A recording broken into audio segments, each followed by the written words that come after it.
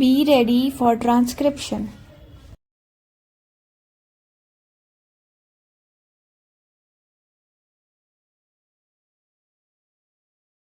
The next question that I would like to deal with is the paragraph in the President's address relating to the progress made in our economy, in our agricultural sector, in our industrial sector, in our foreign trade, etc. Sir, you were pleased to read out to us a very large list of the achievements of the Congress government during the last decade and the important targets which have been achieved during the last 10 years of our planned economy. You also mentioned the question of increase in food production, increase in the production of agricultural commodities, etc. Fortunately, sir, here we have in our midst the ex-deputy chairman of the Planning Commission, Shri V.T. Krishnamachari, who has addressed a number of meetings and seminars in New Delhi recently,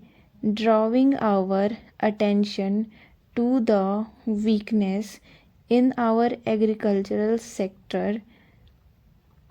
If the press report are correct, in one seminar he mentioned that even if all the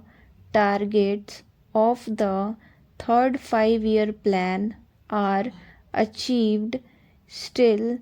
at the end of the third 5-year plan period we may be facing a serious situation regarding the supply of agricultural commodities. He has also expressed the hope that we will be able to exceed the target which have been fixed for the third 5-year plan. I do not know whatever his expectations of exceeding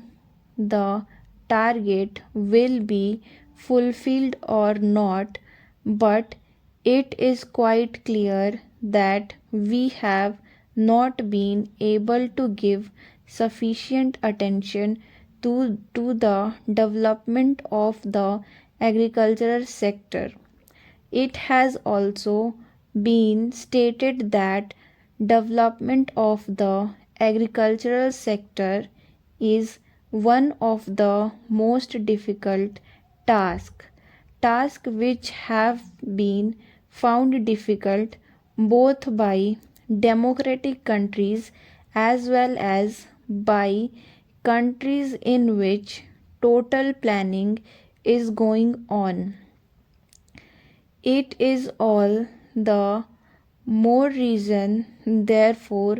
that we should pay more attention to the agricultural sector so that it may be possible for us to meet our requirements as and when they arise, and the situation which he has foreseen at the end of the third 5-year plan may not materialize. It is no use merely taking refuge behind some of the figures which have been compiled and narrating the progress which has already been achieved. We are happy that some progress has been achieved, but we are anxious that more progress should be there, and for that purpose also certain definite steps will be taken. In this connection, I am also happy to hear what the Defense Minister said yesterday in one of his public meetings, namely that the government of India is contemplating to create a setup in our villages wherein our panchayats will be functioning more or less on the lines of parliament. Unfortunately, he did not elaborate that point further, and the press has not thrown any more light on what that exactly means. But if it means that the panchayat will be in charge of the resources that are available in the villages that they have will be in a position to determine how best the productive effort in the villages are to be directed, and in what direction determined what targets are to be achieved, and when the production is there and there is a surplus to be exchanged with other center in the country, that the panchayats will have their say in the matter on what terms this surplus will be exchanged with other centers in the country. Then I think a very valuable step forwarded in the direction of building our economy on a decentralized basis will have been taken. We have always taken the view, sir, that if planning is to be succeed in our country, and if there is not going to be any regimentation of our productive activity and forces, what is necessary is that the common men should have a voice in determining the economic policies and in formulating the economic plans of development, and should have also his say in determining on what term a village on a group or an industry should be working for the development of economy as a whole. In other words, some amount of competition, some amount of bargaining power